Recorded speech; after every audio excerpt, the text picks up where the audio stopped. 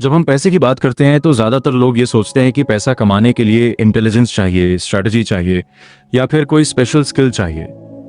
लेकिन सच इससे बिल्कुल अलग है। और यही बात द साइकोलॉजी ऑफ मनी में मॉर्गन होजल इतने पावरफुल तरीके से समझाते हैं कि पैसा कमाना सिर्फ नॉलेज या आईक्यू का गेम नहीं है, बल्कि ये पूरी तरह बिहेवियर का गेम है। मतलब आप क्या जानते हैं उससे ज़्यादा इंपॉर्टेंट ये है कि आप क्या करते हैं। और यही वजह है कि कई बार हाईली एजुकेटेड लोग भी फाइनेंशियली स्ट्रगल करते हैं और कई एवरेज लोग क्वाइटली रिच बन जाते हैं, क्योंकि वेल्थ बनाना नंबर्स का नहीं बल्कि हैबिट्स, पेशेंस और माइंडसेट का खेल है।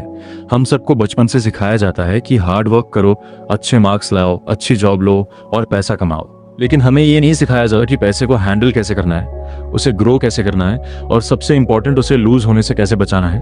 और यही गैप लोगों को फाइनेंशियली कमजोर बनाता है। इस किताब का सबसे बड़ा लेसन ये है कि वेल्थ दिखने वाली चीज नहीं होती। जो लोग फ्लैशी कार्स, ब्रांडेड क्लोथ्स और एक्सपेंसिव लाइफस्टाइल दिखाते हैं वो हमेशा रिच नहीं होते, बल्कि कई बार वो लोग सिर्फ हाई स्पेंडर्स होते हैं। जबकि असली वेल्थ वो होती है जो दिखती नहीं है, जो क्वाइटली इन्वेस्ट हो रही होती है, जो सेविंग्स में पड़ी होती है, जो फ्यूचर के लिए ग्रो हो रही होती है। और यही रीजन है कि बहुत सारे लोग हाई इनकम के बावजूद ब्रोक रहते हैं, क्योंकि वो अर्न तो करते हैं लेकिन सेव और इन्वेस्ट नहीं करते। उनका पूरा फोकस लाइफस्टाइल अपग्रेड पर होता है और यही उन्हें फाइनेंशियल ट्रैप में फंसा देता है। एक बहुत इंटरेस्टिंग कॉन्सेप्ट इस किताब में है कि गेटिंग रिच और स्टेइंग रिच दो अलग अलग स्किल्स हैं। बहुत लोग पैसा कमा लेते हैं लेकिन उसे संभाल नहीं पाते, क्योंकि उन्हें रिस्क कंट्रोल करना नहीं आता, उन्हें पेशेंस नहीं होता और वो शॉर्ट टर्म गेन्स के पीछे भागते रहते हैं। जबकि लॉन्ग टर्म वेल्थ बनाने के लिए डिसिप्लिन और पेशेंस सबसे जरूरी होते हैं। और यही जगह है जहां कंपाउंड इंटरेस्ट का कॉन्सेप्ट आता है, जिसे आइंस्टाइन ने दुनिया का 8वां वंडर कहा था। कंपाउंड इंटरेस्ट बेसिकली ये बताता है कि जब आपका पैसा समय के साथ बढ़ता है और उस बढ़े हुए पैसे पर भी ग्रोथ होती है तो धीरे धीरे वो एक्सपोनेंशियल हो जाता है। लेकिन प्रॉब्लम यह है कि लोग पेशेंस नहीं रखते, उन्हें जल्दी रिजल्ट चाहिए, वो जल्दी रिच बनना चाहते हैं और इसी चक्कर में वो रिस्की डिसीजंस ले लेते हैं, जबकि असली वेल्थ स्लो और स्टडी बनती है। इस किताब में वॉरेन बफेट का एग्जाम्पल दिया गया है, जो दुनिया के सबसे सक्सेसफुल इन्वेस्टर्स में से एक है और उनकी सक्सेस का सबसे बड़ा रीजन उनका इंटेलिजेंस नहीं बल्कि उनका टाइम है। उन्होंने बहुत लंबे समय तक इन्वेस्ट किया और कॉम्पाउंडिंग को अपना काम करने दिया। मतलब वेल्थ बनाने के लिए आपको एक्स्ट्राऑर्डिनरी बनने की जरूरत नहीं है, आपको बस एवरेज डिसीजंस को कंसिस्टेंटली लंबे समय तक फॉलो करना है। एक और पावरफुल लेसन ये है कि इनफ क्या होता है। बहुत लोग लाइफ में कभी सेटिस्फाइड नहीं होते, उन्हें हमेशा और ज्यादा चाहिए और इसी ग्रीड की वजह से वो अननेसेसरी रिस्क्स लेते हैं और अंत में सब कुछ लूज कर देते हैं।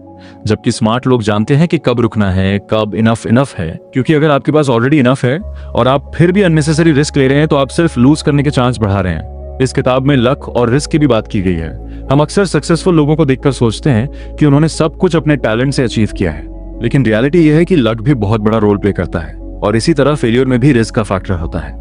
इसलिए हमें किसी की सक्सेस या फेलियर को पूरी तरह जज नहीं करना चाहिए, बल्कि हमें यह समझना चाहिए कि हर इंसान की जर्नी अलग होती है और हर किसी के पास डिफरेंट अपॉर्चुनिटीज और चैलेंजेस होते हैं। इसके अलावा इस किताब में यह भी बताया गया है कि फाइनेंशियल डिसीजंस हमेशा लॉजिकल नहीं होते बल्कि इमोशनल होते हैं। लोग फियर और ग्रीड के बेसिस पर डिसीजंस लेते हैं।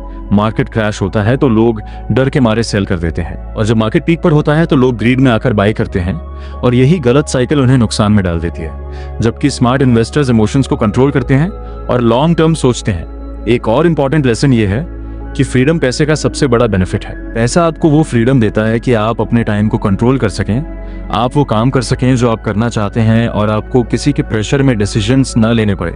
इसलिए पैसा सिर्फ लग्जरी के लिए नहीं बल्कि इंडिपेंडेंस के लिए होना चाहिए। इस किताब का एक बहुत डीप कॉन्सेप्ट ये भी है कि हर इंसान का फाइनेंशियल बिहेवियर उसके पास्ट एक्सपीरियंसेस से इन्फ्लुएंस्ड होता है।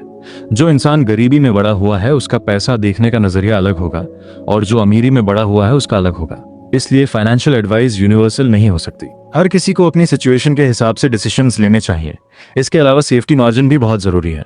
मतलब आपको हमेशा अपने फाइनेंशियल डिसीजंस में थोड़ा बफर रखना चाहिए ताकि अगर कुछ अनएक्सपेक्टेड हो जाए तो आप संभाल सको, क्योंकि लाइफ अनप्रेडिक्टेबल है और फ्यूचर अनसर्टन है। और जो लोग ये मानकर चलते हैं कि सब कुछ परफेक्ट रहेगा वही सबसे ज्यादा सफर करते हैं। एक और पावरफुल आइडिया यह है कि being reasonable is more important than being rational. मतलब आपको हर डिसीजन मैथमेटिकली परफेक्ट नहीं लेना है, आपको प्रैक्टिकल और सस्टेनेबल डिसीजंस लेने हैं जो आप लंबे समय तक फॉलो कर सको, क्योंकि परफेक्ट प्लान का कोई फायदा नहीं अगर आप उसे फॉलो ही ना कर सको। इस किताब का ओवरऑल मैसेज ये है कि पैसा कमाना मुश्किल नहीं है, मुश्किल है उसे सही तरीके से मैनेज करना, उसे ग्रो करना और उसे सस्टेन करना। और ये सब नॉलेज से नहीं बल्कि बिहेवियर से आता है। इसलिए अगर आप अपनी फाइनेंशियल लाइफ को इंप्रूव करना चाहते हैं तो आपको अपने माइंडसेट, अपनी हैबिट्स और अपने बिहेवियर को चेंज करना होगा। आपको पेशेंस रखना होगा, लॉन्ग टर्म सोचना होगा, अननेसेसरी रिस्क्स अवॉइड करने होंगे और सबसे इंपॉर्टेंट आपको ये समझना होगा कि पैसा सिर्फ नंबर्स नहीं है, ये आपकी लाइफ का टूल है जो आपको फ्रीडम दे सकता है, सिक्योरिटी दे सकता है और पीस दे सकता है। लेकिन अगर आप इसे गलत तरीके से हैंडल करेंगे तो यही पैसा आपको स्ट्रेस, एंजाइटी और प्रॉब्लम्स भी दे सकता है। इसलिए स्मार्ट बनो, सिंपल रहो, पेशेंस रखो और अपने पैसे को टाइम दो ग्रो होने का, क्योंकि आखिर में वेल्थ कोई ओवरनाइट सक्सेस नहीं है बल्कि एक स्लो प्रोसेस है जो सही डिसीजंस, डिसिप्लिन और टाइम के साथ बनती है।